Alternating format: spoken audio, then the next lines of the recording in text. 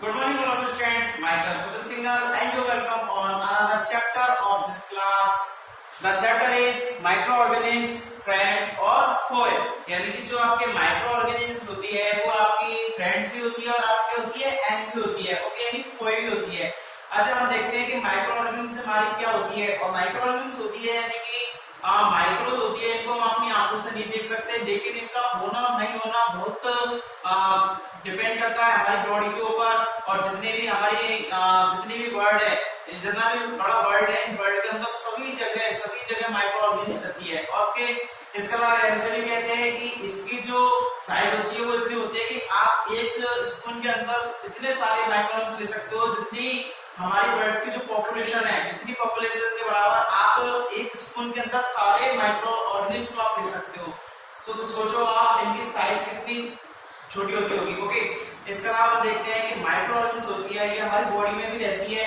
Okay, यानी हमारी जो इंटेस्टाइन होती है, इंटेस्टाइन के अंदर होती है. और इसके अलावा काफी सारी होती है जो कि हमारे लिए हेल्पफुल भी होती है और हार्मफुल भी होती है. ओके, यानी कि आप क्या देखते हो, आपने देखा होगा कि आपने घर पे दही जमाया होगा, यानी दूध से आपने यानी मिल्क से आपने कर्ड बनाया होगा. तो मिल्क से आपने कर्ड बनाने के लिए जो बैक्टीरिया यूज में लेते हैं वो क्या होता है, वो होता है आपके लैक्टोबैसिलस. ओके, इसके अलावा आपने देखा होगा ये जो हमारी फैल रही है कोरोना जो फैल रहा है, कोरोना भी क्या है, एक वायरस है, यानी कि वो भी क्या है, एक माइक्रो ऑर्गेनिज्म है जो कि एक बॉडी से दूसरी बॉडी में क्या होती है, ट्रांसमिट होती है. ओके, इसके अलावा यानी वायरस जो होते हैं वो क्या नुकसान भी करते हैं, नहीं कि हमारे फोए भी होते हैं एंड ये क्या होते हैं, फ्रेंड्स भी होते हैं, यानी बियर बनाने के लिए, अल्कोहल बनाने के लिए. इसके अलावा आपके काफी सारी चीजें होती है. इसके अलावा आप घर में बनाते हो, खम्मन वगैरह बनाते हो, तो उनके अंदर भी क्या यीस्ट नहीं होती है, जो ब्रेड होती है वो किससे बनती है, यीस्ट से बनती है. ओके, काफी यानी हमारी जो डेली लाइफ होती है इसके अंदर माइक्रो ऑर्गेनिज्म हमारे लिए बहुत इंपॉर्टेंट रोल प्ले करते हैं. ओके, आज हम इस वीडियो में आज की क्लास में हम पढ़ेंगे कि आपके जो माइक्रो ऑर्गेनिज्म हैं ये कैसे होते हैं और इनके कितने टाइप होते हैं. इसके अलावा आप देखोगे कि आपकी जो माइक्रो ऑर्गेनिज्म होती है इनकी जो कॉजेज होती है, इनकी डिजीज होती है वो क्या है, इसके अलावा इनके प्रिवेंशन क्या होते हैं. ओके, तो चलिए वीडियो शुरू करते हैं. फर्स्ट आपने दे रखा है इंपोर्टेंट टर्म्स एंड डेफिनेशंस. हम तो क्या पढ़ेंगे, सबसे पहले इंपोर्टेंट टर्म्स पढ़ेंगे कि भाई माइक्रो ऑर्गेनिज्म की जो मेन टर्म है वो क्या है. इसके अलावा इसकी जो डेफिनेशंस है उनके बारे में पढ़ेंगे. ओके, शुरू करते हैं. फर्स्ट आती है आपकी माइक्रो ऑर्गेनिज्म. माइक्रो ऑर्गेनिज्म क्या होती है, they living organism invisible to naked human eye, यानी कि ऐसे ऑर्गेनिज्म जो क्या होते हैं, लिविंग होते हैं और उन्हें हमारी नॉर्मल आई से नहीं देख सकते, यानी उनको देखने के लिए किसकी आवश्यकता होगी, and can be see with the help of microscope, और जिससे हम केवल किससे देख सकते हैं, माइक्रोस्कोप से.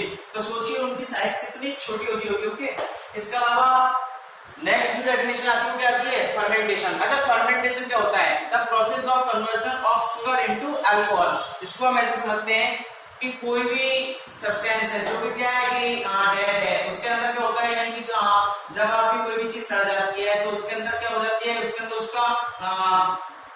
उसका अपघटन होना शुरू हो जाता है, यानी कि वो क्या होती है, वापस से मिट्टी में मिल जाती है. तो उसको क्या बोलते हैं हम, फर्मेंटेशन. यानी कि शुगर से आप किससे बनाते हो, अल्कोहल को बनाते हो. कौन सी प्रोसेस से, फर्मेंटेशन से बनाते हो. ओके, नेक्स्ट आगे क्या आता है, नाइट्रोजन फिक्सेशन. नाइट्रोजन फिक्सेशन में क्या आता है, the process of converting atmosphere nitrogen, यानी कि आपकी जो एनवायरनमेंट में नाइट्रोजन होती है उसको किसमें कन्वर्ट करना, into compounds of nitrogen.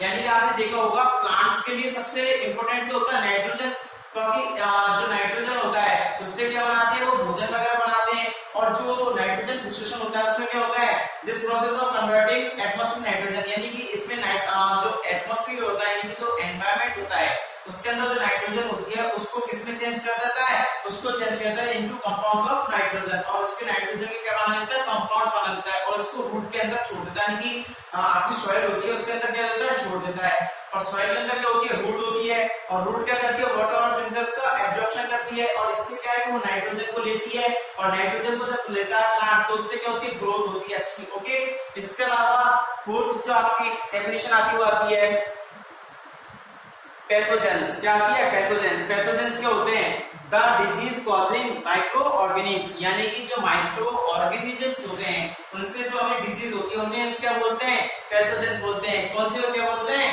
Pathogens बोलते हैं. ओके, नेक्स्ट आपके क्या आते हैं, माइक्रोब्स. अच्छा, माइक्रोब्स किसे कहते हैं, माइक्रो ऑर्गेनिज्म्स को क्या कहते हैं, माइक्रोब्स कहते हैं. ओके, शॉर्ट में क्या बोलते हैं, माइक्रोब्स. तो microbes are of 5 major kind, यानी कि जो माइक्रोब्स होते हैं वो कितने टाइप के होते हैं? 5 टाइप के होते हैं। कौन कौन से? फर्स्ट होता है bacteria, second fungi, third algae, fourth protozoa and fifth आते हैं वायरस। यानी कि जो माइक्रो ऑर्गेनिज्म होते हैं उनको कितने टाइप में मेजर किया गया है? कितने टाइप होते हैं उसके 5 टाइप होते हैं, bacteria, fungi, algae, protozoa and virus. Okay students, अगला पढ़ते हैं हम माइक्रो ऑर्गेनिज्म में भी यूनिसेल्युलर और मल्टीसेल्युलर। हमने एक वर्ड पढ़ा था सेल के बारे में। सेल क्या होता है? तो सेल क्या होता है? किसी भी सब्सटेंस की क्या होता है? किसी भी सब्सटेंस होती है जो सेल होती है। सेल होती है आपके किसी भी लिविंग ऑर्गेनिज्म की फंक्शनल एंड स्ट्रक्चरल यूनिट क्या होती है? सेल होती है। यानी कि कोई भी लिविंग ऑर्गेनिज्म होती है वो किससे मिलकर बनी होती है? सेल से मिलकर बनी हुई होती है। अगर एक सेल से मिलकर बना हुआ होगा तो उसे क्या बोलेंगे? यूनिसेल्युलर। और अगर एक से ज्यादा अगर सेल से मिलकर बना हुआ होगा तो उसे क्या बोलेंगे? यूनिसेल्युलर। इसको क्या बोलेंगे? मल्टीसेल्युलर। तो जो माइक्रो ऑर्गेनिज्म होती है वो क्या होती है? यूनिसेल्युलर भी होती है और क्या होती है? मल्टीसेल्युलर भी होती है। ओके स्टूडेंट्स, अगला देखते हैं हम सब microorganism are benefit to us, यानी काफी सारी माइक्रो ऑर्गेनिज्म होती है उनका हम क्या करते हैं? बेनिफाई करते हैं, कि हमारे लिए वो क्या होती है? हेल्पफुल होती है us, while other are harmful to us. और काफी सारी ऐसी होती है जो हमारे लिए कैसी होती है? हार्मफुल होती है, उनसे हमें नुकसान पहुंचता है। एंड कॉजेज डिजीज, और वो किसका कारण बनती है? बीमारियों का कारण बनती है। अच्छा, अगला क्या आता है? अगला है microbes are useful in several ways, यानी माइक्रोब्स को हम इन सभी जो वेज है इनके भी यूज में ले सकते हैं। जैसे फर्स्ट आपके क्या आता है? Production of antibiotics. जो साइंटिस्ट होते हैं यानी डॉक्टर जो होते हैं वो फैक्ट्रीज में क्या बनाते हैं? एंटीबायोटिक्स बनाते हैं। और उन एंटीबायोटिक्स को बनाने के लिए किसका यूज किया जाता है? माइक्रो ऑर्गेनिज्म का यूज किया जाता है। यानी कि जो माइक्रो ऑर्गेनिज्म होती है वो किसके लिए काम में आती है? प्रोडक्शन ऑफ एंटीबायोटिक्स, यानी एंटीबायोटिक्स को बनाने के काम में आती है। सेकंड क्या है? सोर्सेज ऑफ फूड, यानी कि भोजन बनाने के लिए भी किसका इस्तेमाल होता है? माइक्रो ऑर्गेनिज्म का। आप यीस्ट से क्या बनाते हो? आपके जो खमीर होता है वो किससे उठता है? यीस्ट से उठता है। ओके, इडली हुआ, इसके अलावा आपके ब्रेड जो हुई, ये सब किससे होते हैं? माइक्रो ऑर्गेनिज्म होते हैं। जो कर्ड अपना कन्वर्ट होता है मिल्क से कर्ड बनाना, ये लैक्टोबैसिलस से। तो ये सब क्या हो गया? फूड के टाइप हो गए। इसके अलावा आपके मशरूम जो आता है उसको हम फूड के अंदर लेते हैं, तो मशरूम भी किसका टाइप होता है? माइक्रो ऑर्गेनिज्म का टाइप होता है। ओके, इसके अलावा थर्ड जो होता है वो होता है इन ब्रीडिंग में, इन ब्रेड मेकिंग। जो ब्रेड होती है उसको बनाने के लिए किसका इस्तेमाल किया जाता है? यीस्ट का। और यीस्ट क्या होती है? Micro organism. ओके स्टूडेंट, अगला क्या आता है? अगला आता है आपके preparation of wine and beer, यानी कि जो वाइन एंड जो बियर होती है उनको बनाने के लिए भी किसका यूज किया जाता है? माइक्रो ऑर्गेनिज्म का। ओके, यानी कि शुगर से क्या बनाई जाती है? अल्कोहल, हमने इधर पढ़ा था। ओके, अगला क्या आता है? प्रोडक्शन ऑफ वैक्सीन्स, यानी कि किसी भी बीमारी के, किसी भी डिजीज के जो वैक्सीन्स होते हैं यानी कि जो टीके होते हैं वो किससे बनाए जाते हैं? माइक्रो ऑर्गेनिज्म से बनाए जाते हैं। अच्छा, और टीके होते क्या है? यानी टीके होते हैं कि जिनकी जो एक बार अगर लगाना होता है, यानी कि एक बार इनको शरीर के अंदर छोड़ा जाता है, जिससे क्या है कि कभी भी अगर वो बीमारी आती है तो हमारे जो एंटीबायोटिक्स के जो आर्मी है, हमारी आर्मी का संजर हमारे शरीर के अंदर, जिसे हम बोलते हैं इम्यूनिटी सिस्टम। ओके, तो वो इम्यूनिटी सिस्टम के अंदर जो आर्मी काम करती है, यानी कि जो हमारे सैनिक होते हैं वो क्या करते हैं? उस बीमारी को पहचान जाते हैं और उसकी जो वैक्सीन होती है उससे क्या है कि वो जो डिजीज होती है वो वहीं पे खत्म हो जाती है। ओके, वो आगे नहीं बढ़ती है। तो यानी कि प्रोडक्शन ऑफ वैक्सीन किसके द्वारा?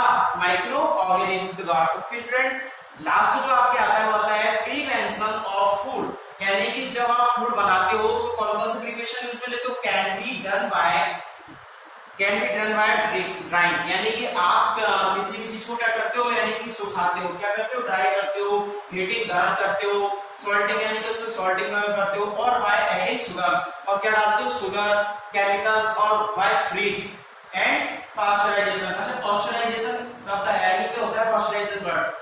यानी कि एक आपके साइंटिस्ट हुए थे लुइस पास्चर। ओके, वो क्या थे? फ्रेंच, यानी कि एक फ्रेंच की क्या थे? वो एक साइंटिस्ट थे।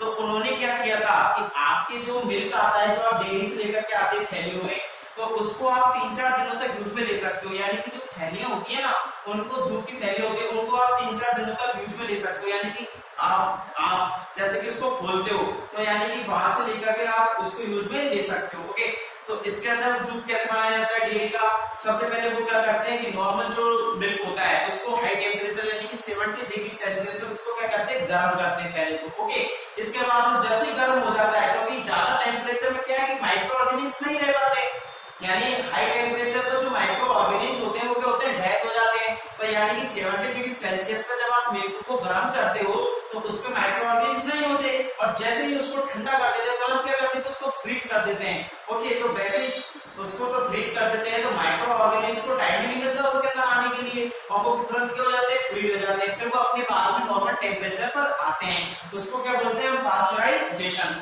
ओके, तो यानी कि और हम किसी भी चीज के अंदर जैसे कि शुगर डाल देते हैं, यानी कि हम जैसे कि कोई भी फूड बनाते हैं उसके अंदर शुगर डाल देते हैं, तो इससे क्या होता है कि जो फूड होता है उसकी सेफ्टी बनी हुई रहती है। इसके अलावा जैसे हम अचार जो होता है घर पे खाते हैं तो उसके अंदर हम क्या करते हैं, जैसे कि नमक डालते हैं, सॉल्ट डालते हैं, तो सॉल्ट डालने से क्या है कि उसके जो फफूंद होती है यानी कि जो उसके फंगस लग जाती है वो ज्यादा जल्दी नहीं लगती है। इसके अलावा हम उसमें ऑयल भी डालते हैं, तो ऑयल भी डालने से क्या होता है कि उसमें फंगस वगैरह लगने का डर नहीं रहता है। तो इससे क्या होगा, तो preparation of food can be done by drawing, heating, salting और बाय एडिंग शुगर, केमिकल्स और बाय फ्रीजिंग एंड पास्चराइजेशन। यानी कि हम फ्रीज भी करते हैं, यानी कि हमारे जो फूड होते हैं उनको हम फ्रीज में रख देते हैं, उनको ठंडा रख देते हैं, तो इससे क्या हम 1-2 दिन तक उनको यूज में और ले सकते हैं, तो उनका जो यूटिलाइज है वो क्या और ज्यादा बढ़ जाता है। ओके स्टूडेंट, तो आज की वीडियो में हमने ये देखा, अब बात करेंगे अगली वीडियो में। Thank you.